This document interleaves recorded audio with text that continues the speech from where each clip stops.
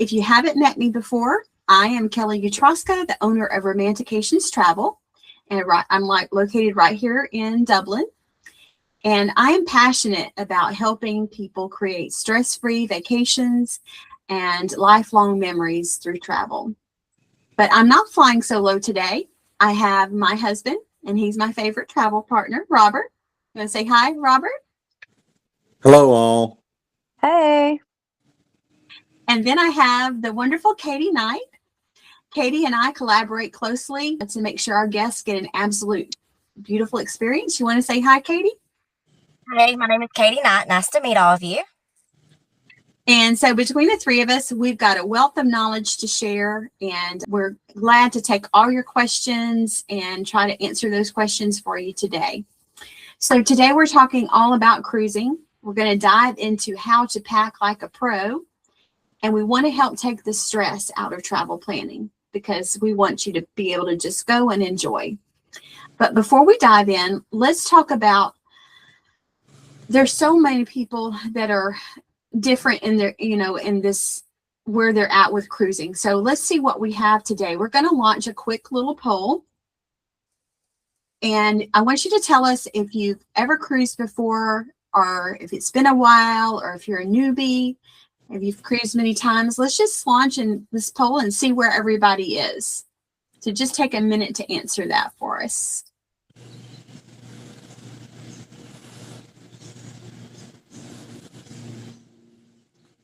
Okay, so see that we have a few that have cruised many times, but some that's been a while, so that's good. So hopefully you will all benefit from what we have to share today. All right, let's close that poll. All right. So cruising has become very popular. It's one of the most popular forms of travel today, and there's a lot of reasons for that. Now, Robert and I, we've cruised for over 20 years, and we've spent nearly 100 nights at sea. So I can speak about why we love cruising. And one of the reasons we love it is because you only have to unpack once, and then you can see so many different locations from that cruise ship. You wake up in a different location every day, usually, once you're on the cruise ship. But you don't have to haul that stinking luggage with you everywhere. You've unpacked, that's done. It's stress-free travel because your room, your dining, your entertainment, activities, they're all included. And it even includes, like, all the food, and your room is cleaned daily. So, to me, that's a stress-free vacation because I don't want to do those things on vacation. It's the best bang for your buck because of all that's included with cruising. It really is a good value.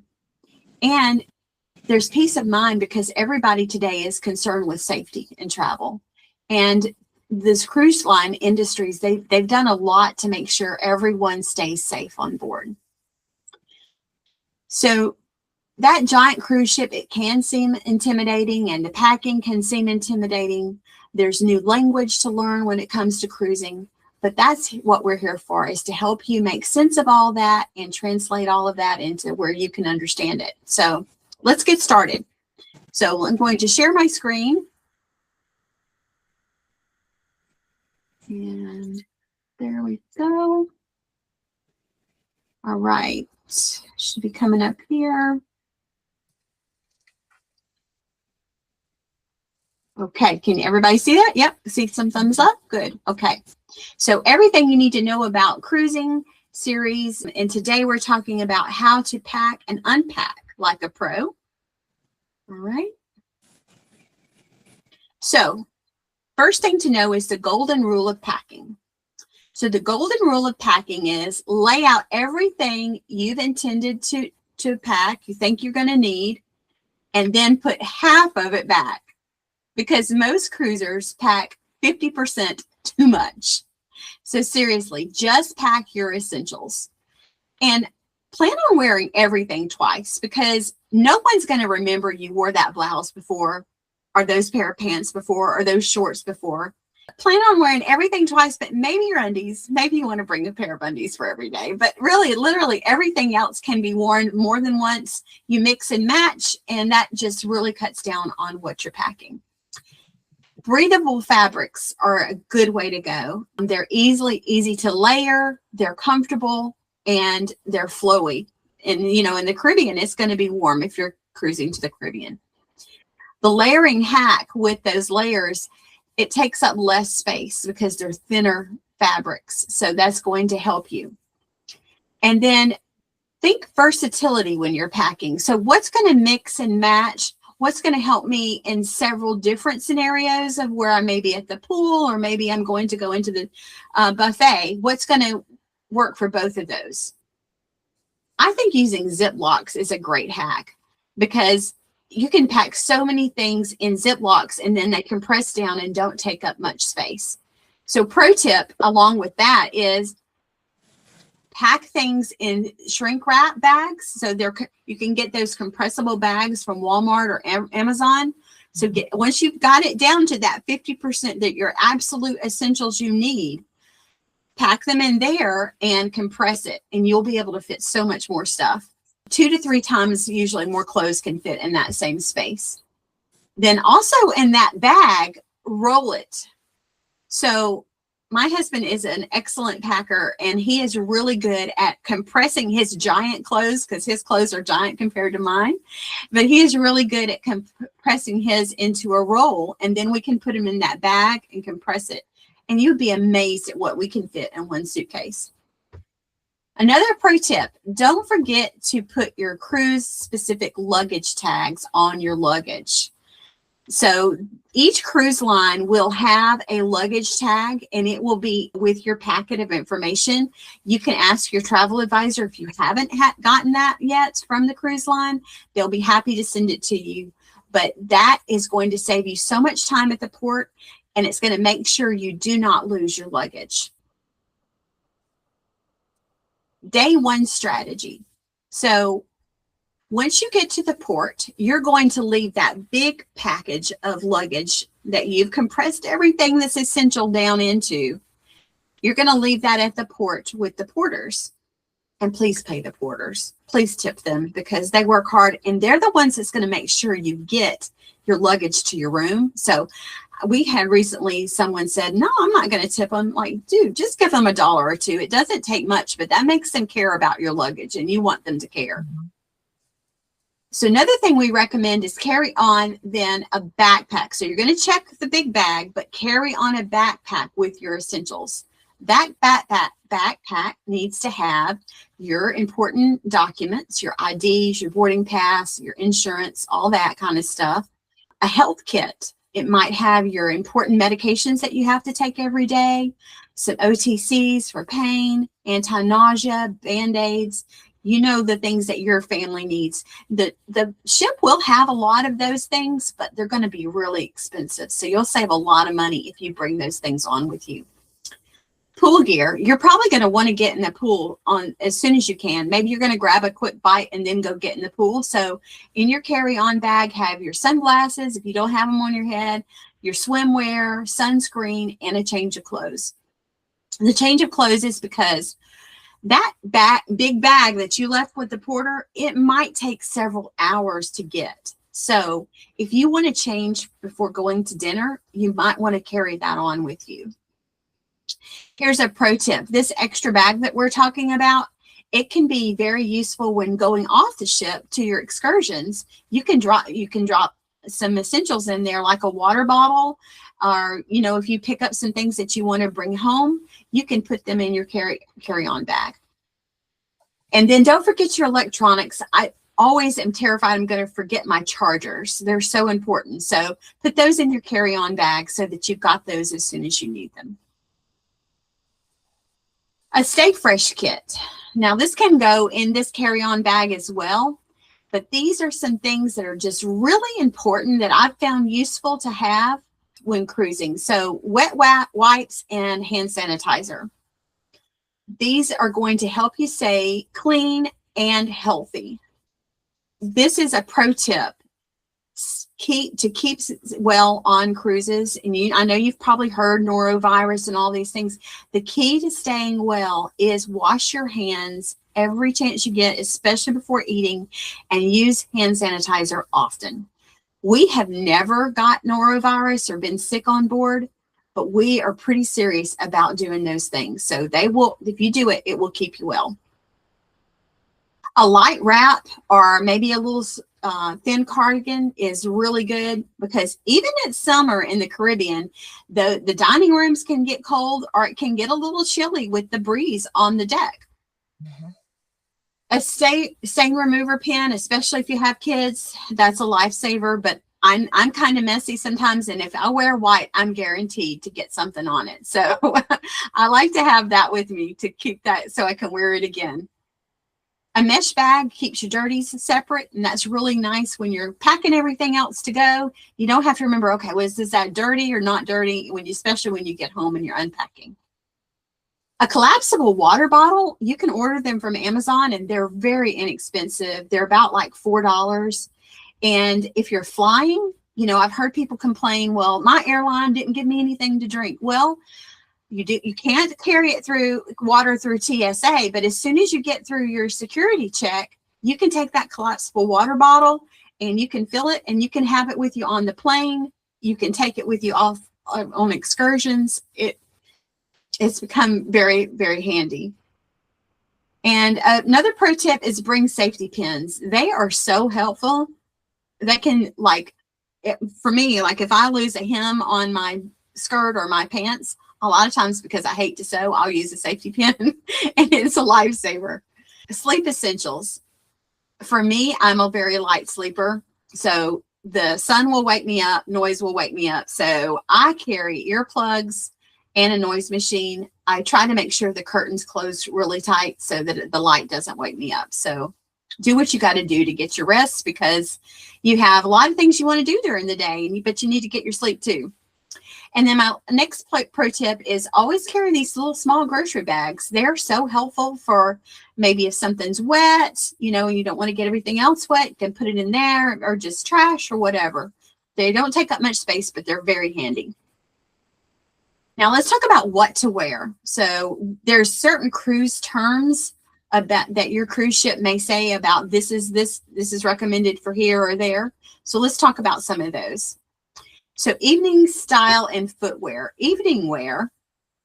Cruising is mostly come as you are during the day. So you're fine with shorts, jeans, t-shirts, all of that is fine. Flip-flops, no problem. But when it comes to the main dining room, the formal dining room, you want to be in what's called smart casual, and we'll define that in a minute.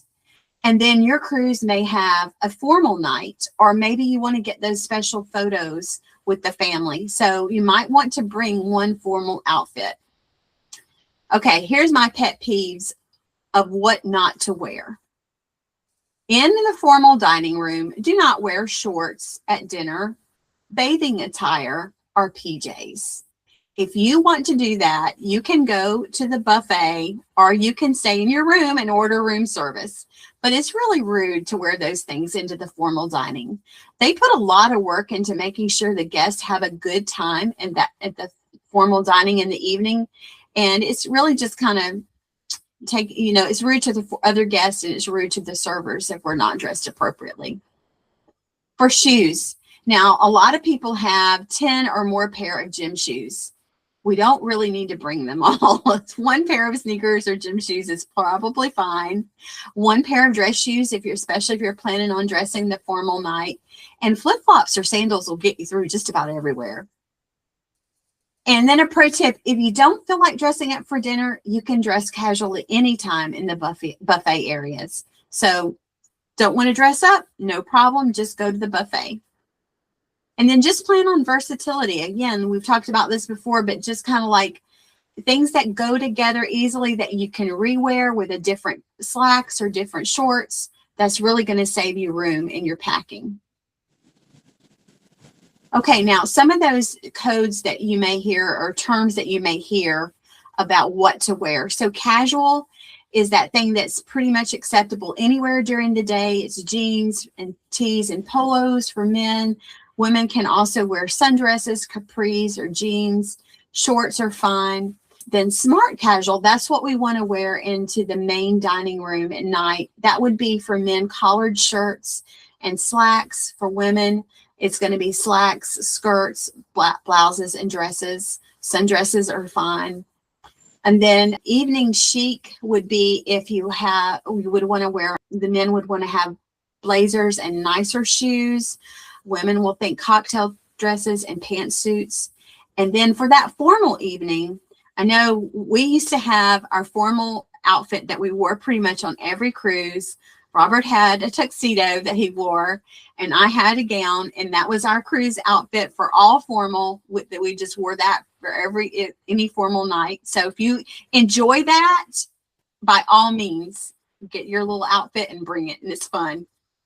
But don't be that person that walks into the buffet area in your swimsuit without a cover-up.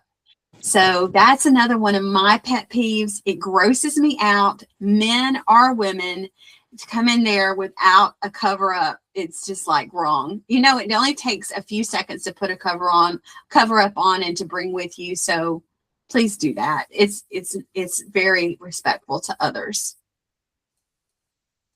Theme night. Now that's become really popular with a lot of cruise lines these days. So you're going to want to check your itinerary to see which theme nights there are. And if you want to participate in them, you can. You don't have to, but it's kind of fun. A lot of people enjoy. So a lot of times there's going to be a white night. So you're going to pick all white, head to toe. There might be a red night if you're doing Virgin Voyages. Then there's the retro nights, and there might be even a tropical mask night. So if you want to participate in those, you're going to need to know that and be prepared and pack for it. Okay, a few quick tips on cabin organization. A tidy cabin is a happy cabin. The more people you have in the cabin, the more important it is to stay tidy and organized, because it's going to get real chaotic in there. And remember, you're going to have a room steward, and he or she is going to clean your room 1 or 2 times a day. Again, it's respectful of them if you have your things put away before they come in there to clean. Now, here's your number 1 first thing to do when you walk in the room on your first day. Place your valuables in the safe as soon as you enter. So remember, you're not going to need your wallet again. You're not going to need your passport again. So those valuable things, maybe some jewelry, put those in the safe, and then you're protected. And just remember to remember that code that you lock and you're safe with, and also your roommate knows that code so that you can get those things later. Look for ingenious cubbies. There's the cruise rooms they've been designed so well. There's little cubbies everywhere, little cabinets, little drawers, all over the room that you can put things in. And then one of my personal tips is use the underbed storage. I like to put our suitcase there because it's big and bulky, and I'm not going to need it again until we leave. So I try to unpack as soon as possible and put that under there, and then it's out of the way. Then we have vertical storage. Our cruise ship walls are metal. So it's really easy on Amazon to order these little magnetic hooks. And there's all kinds of things that you can put on them and just keep it off the floor.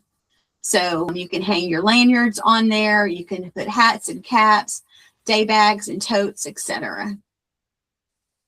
Okay, so now it's time for a review. What is the golden rule of packing? So I'm going to get you involved here, and I would like you to type in the answer to what's the golden rule in the chat. Do you remember the golden rule of packing?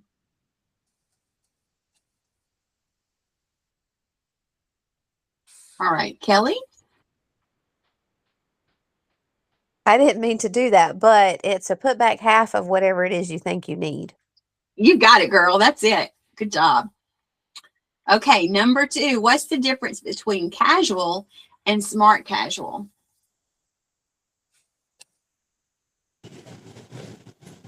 Robert? Well, casual is just what you're going to run around the ship in. Shorts and t-shirts for me. Smart casual is when you want to look a little nicer to go to a theme restaurant or the main dining room. Very nice. So it might mean polos for men or collared shirt, things like that. And then what should you do on the first day as soon as you enter your room?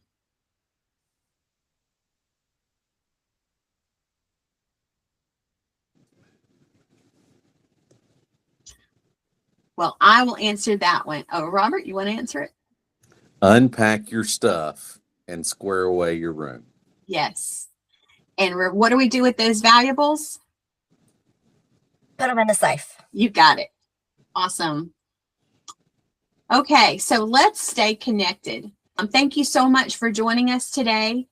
I would appreciate it if you would follow me on social media. I'm back on both Facebook and Instagram, Romantications Travel.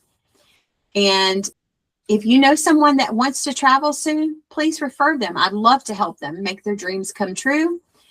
And if you're ready to travel in the near future, I would love to help you. You're never just a number to me, your family. So call or text to find out about group space. And we're going to talk a little bit here just in a minute. Katie's going to tell us about some group space that we have. And I offer free consultations. So I'm here to answer questions about cruising or about any other kind of travel you have. And a special gift that I'm giving to everyone that attended today is a cruise packing checklist. So just send me your name and your email address to the text 478-346-4006, and I'll be happy to send that over to you. All right, do we have any questions on today's class? Robert. Not a question, but I just wanted to mention one of the things that we will usually do on a cruise is the first day of the cruise, when you have that downtime between getting on the boat and going to your room, I will often scout the boat to find the interesting little nooks where it's going to be quiet or interesting things to see. And we have often noticed that, 5 days into the cruise, there are people just finding some of those really cool things because they never just checked out the ship. So if you have time, just roaming around scouting the ship can be really nice. Exactly. I do have a question. Yes, Katie. I've cruised many, many times, but I cruised most recently back in February. And between years ago in February, I had noticed some things had drastically changed as far as like how they do things on the cruise ships and things like that. One of the major things I noticed is we prepaid our gratuities, but people are also still tipping on top of those prepaid gratuities. So anytime they would get a drink at a bar, they were giving cash or things like that. Have y'all noticed that? Has that become like the thing now to tip on top of tips in order to make sure the service is better? I have seen people do that, and then there's some cruise lines that are automatically, if you bought that package, they're automatically charging your gratuity, even though in addition to the gratuity we prepaid. So it's not required, and it's not expected, but it's one of those things that I guess some people feel they get better service by doing that. Go ahead, Robert. So it's not going to affect your service if you don't tip cash on top of your drinks that you order. But if somebody had a particular bar on the boat or somewhere that they were going to go, every night, they just really like that spot, sometimes it can benefit you to tip a particular bartender. But as far as the servers walking around the room, I'm not sure that they, take as much notice of it as people think. Gotcha. Yeah, a lot has changed in the past few years with cruising. So it's interesting to see a lot of the changes are for the better, especially with embarkation. So I was really surprised how easy it was to board the ship this past time versus previous. Like it was like a headache, years past. But I mean, we went there to the port of Tampa on Royal Caribbean and we just cruised straight through. We never waited at all. Yeah, that's lovely. And they've all pretty much got it down to it's that easy. So we love that. So we'll talk about in a future class about the app and making sure you do all those things in advance, and then it makes it so much smoother when you get to the port. Our next class, we're going to talk about how to pick the perfect cruise, and that's going to be on Sunday, May 24th at 6:45. So in about 3 weeks, we'll discuss that. And I'm going to stop sharing. And Katie, we're going to let you tell us about an upcoming opportunity we have for groups. Yes, so we have a special group pricing on an upcoming cruise. It's on the Royal Caribbean, Utopia of the Seas, and it's one of their bigger ships. What's the word I'm looking for? They're a mega ship. It's one of their mega ships, and it's one of the newer ones. And this one cruises out of Port Canaveral, and typically they're only 3 or 4 days. It's called a weekend cruise, but this particular one we are having a group special with. It's going to be February of next year. The actual date is February the 12th, 2027, and that is a holiday. It's President's Day weekend. So that means the kids are out of school. I've already checked the dates for everybody locally in Lawrence County, I know at least. The kids will be out of school on those days. So that would be a great time to get away from the winter blues, to go down to it cruises out of Port Canaveral down to Tampa and to their private island. I mean, not to Tampa, out of Port Canaveral to Nassau and their private island, Coco Cay. So it'd be a great opportunity to go. If you want to inquire about this, just message us. We'll be glad to give you more information on it. The deposit down to book is $100 per person. And then the final payment is due November 29th, 2026. So right now you just pay the $100 and then your final payment will be due at the end of November. Also, the cruise ship itself, like I said, it's one of their mega ships, and it's considered the biggest weekend cruise you'll ever take, is what they're marketing right now. There's several different things. I myself have children, so I always like to find activities and things that the children will enjoy. They have over 40 plus dining room and bar options on this cruise ship, as well as 5+ pools. They have the water slides. They also have what they call a dry slide, which it's very cool. It starts like on the 16th or 17th floor and it drops 10 floors down. And it's really cool. You ride in like a little boat looking thing, and it's like a roller coaster on the ship. So that's very neat. They also have the flow rider, which is where you get on the boogie boards or the surfboards and try to surf. That's also on this ship. And they have the rock climbing as well. So those are all things that the children can enjoy amongst everything else they have. So if you're interested, please reach out to us. Let us know. We'll be glad to get you some information on the special pricing. And like I said, $100 per person, and final payments due in November. Awesome. Thank you, Katie. And that's a great cruise for someone new to cruising. It's a great way. It's kind of like a little teaser, just to kind of get you to try it and see if you like it. So it's a really good opportunity. All right. Well, I'm going to stop. Thank you so much for being with us today and for all the participation. Let me see if I can figure out how to stop recording. There we go.